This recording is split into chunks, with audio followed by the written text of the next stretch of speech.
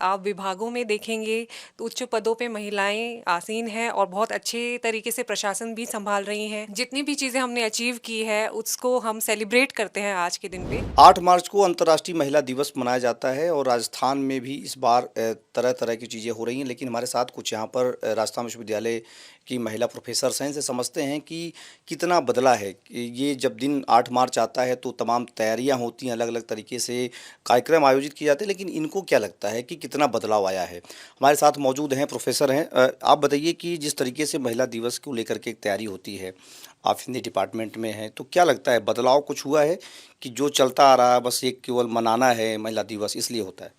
नहीं, बिल्कुल परिवर्तन आया है और ये परिवर्तन कुछ समय भर के अवकाश का नहीं है, दशकों में ये परिवर्तन देखा गया है। आप विभागों में देखेंगे तो उच्च पदों पे महिलाएं आसीन हैं और बहुत अच्छे तरीके से प्रशासन भी संभाल रही हैं।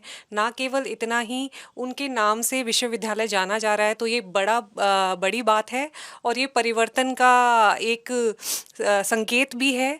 और बहुत लंबे समय से आप देख सकते हैं कि राजस्थान विश्वविद्यालय सुर्खियों में रहता है। अगर अच्छी चीज़ों के लिए भी, अगर उसमें कलात्मक उपलब्धियां आप लें, रचनात्मक उपलब्धियां आप लें या फिर बिजनेस टाइकून्स लें, तो उनमें भी राजस्थान विश्वविद्यालय के की महिला शिक्षिकाओं का नाम अग्रणी रहता है। तो जो परिवर्तन है वो दर्शनीय है और बिल्कुल मैं कहती हूँ कि महिला दिवस इस दिन को और ख़ास बना देता है और हम इसको बहुत उत्साहपूर्वक इस बात को उत्साहपूर्वक हम एक उत्सव की तरह इसलिए मनाते हैं कि हम हमेशा याद रहें कि हमने कितना लंबा समय इस संघर्ष को दिया है और आज हम यहाँ आकर आज हम ये दिवस मना पा रहे हैं और अपने जो जितनी भी चीज़ें हमने अचीव की है उसको हम सेलिब्रेट करते हैं आज के दिन पे।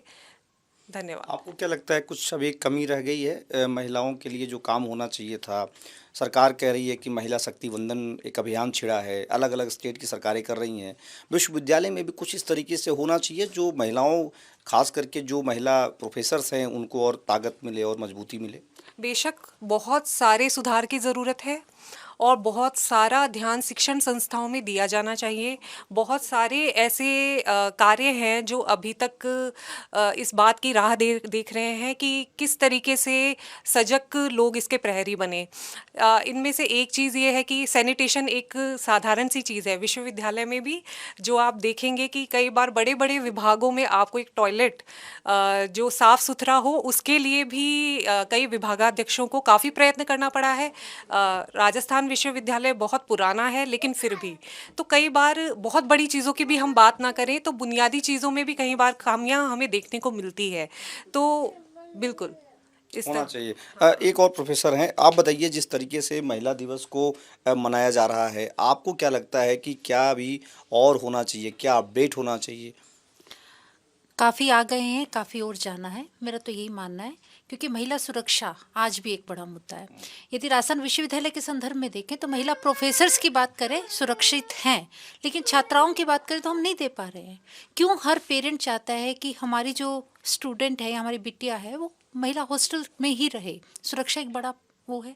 हाइजीन, जैसे वर्षा मैम ने कहा, हाइजीन एक बड़ा मुद्दा है। इसके अतिरिक्त यदि आप देखेंगे कि हम कहाँ पहुँचे हैं तो आज आप देखिए हमारी पहली महिला वीसी के रूप में महिला शक्ति वंदन का ही मुझे परिणाम दिखाई देता है।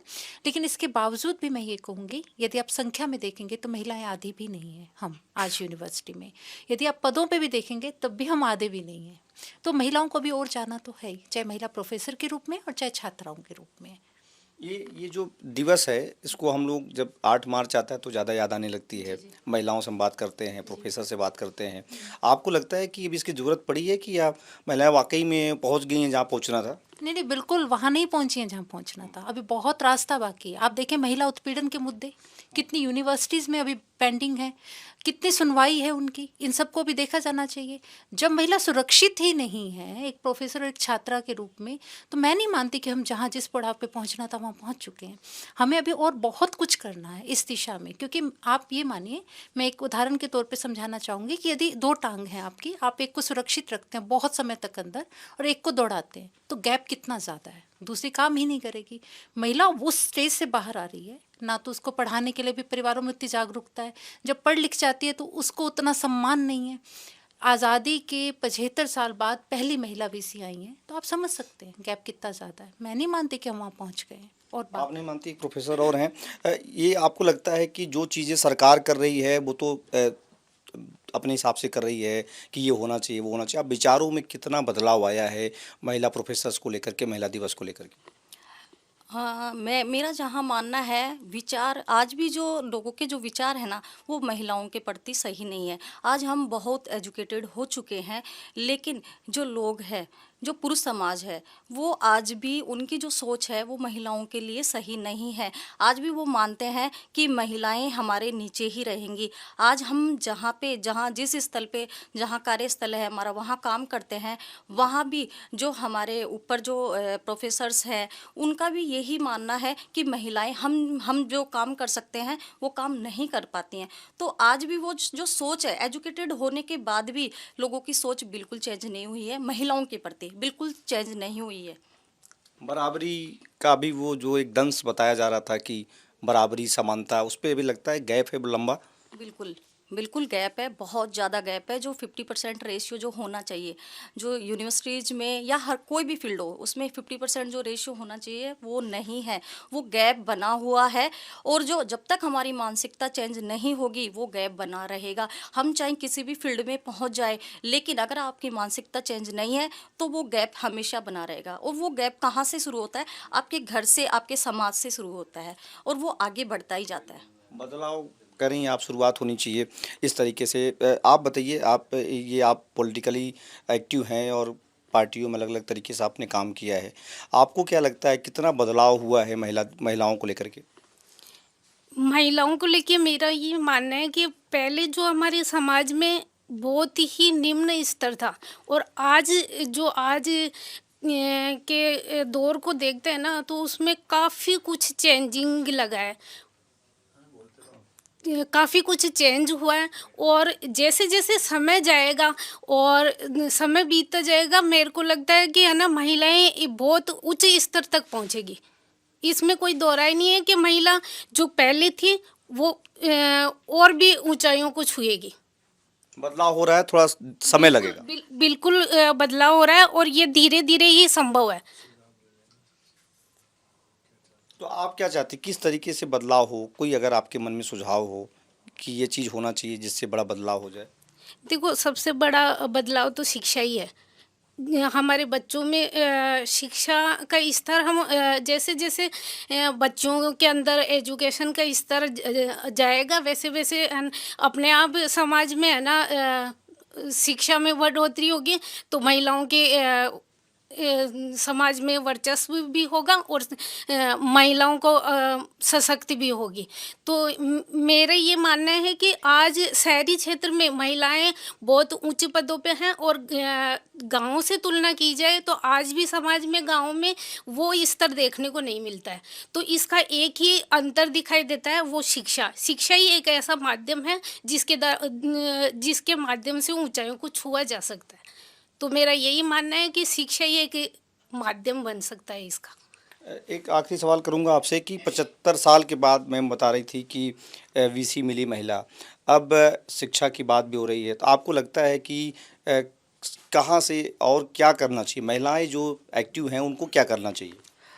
शिक्षा की बात हुई, शिक्षा सबसे बुनियादी चीज़ है, लेकिन शिक्षा भी वही जो स्वावलंबी बनाए। हमारी शिक्षण व्यवस्था, हमारी शिक्षण पद्धति, हम एक इंस्टीट्यूशन में हैं, हम प्रोफेसर्स हैं, हम जानते हैं, लेकिन फिर भी आज जो समय है वह बदलाव का है। एनईपी आया है, एक अच्छी पहल है ये, शिक्षा को स्वावलंबन की ओर ले जाने के लिए। हमारी जो शिक्षा एक बेरोजगार की एक लंबी भीड़ को इकट्ठा कर रहा है, उसका अंत होना चाहिए। स्त्री शिक्षा उसे स्वावलंबी बनाए, क्योंकि हालत तो ये है कि पुरुष भी अब बेरोजगारी की लंबी लाइनों में है। स्त्री तो बाद में आती है, जैसा समाज कहता है, हम इसे नहीं मानते, बाद में आती है, लेकिन समाज ऐसा मानता है। तो मेरा मानना है कि शिक्षा भी वैसी हो, और हम शिक्षण संस्थाएं, हम शिक्षकों की इसमें बहुत ही महत्वपूर्ण जिम्मेदारी ये बनती है कि हम उस व्यक्ति को जो हमारे इंस्टीट्यूशन में पढ़ने आ रहा है उसको ये सुनिश्चित करें कि उसे एक जीवन काल जो वो एक शिक्षा पद्धति को दे रहा है उसे एक नौकरी मिले, उसको वो पैरों पे खड़ा हो। तो मेरा ये मानना है कि सबसे महत्वपूर्ण कदम शिक्षा है, लेकिन वही जो स्वावलंबी बनाए। तो अब इस तरीके से राजस्थान विश्वविद्यालय के जो प्रोफेसर थे, इनका कहना है कि शिक्षा व्यावसायिक शिक्षा वही हो जो आपको रोज़गार भी दे। शिक्षण संस्थानों में जो स्थिति बनी हुई है, लगातार लंबी लाइनें हैं रोज़गार के लिए, वहाँ पर रोज़गार नहीं है।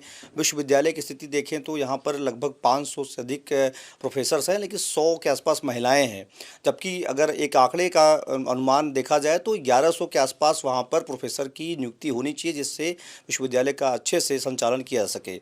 एबीपी लाइव के लिए संतोष कुमार पांडे, जयपुर।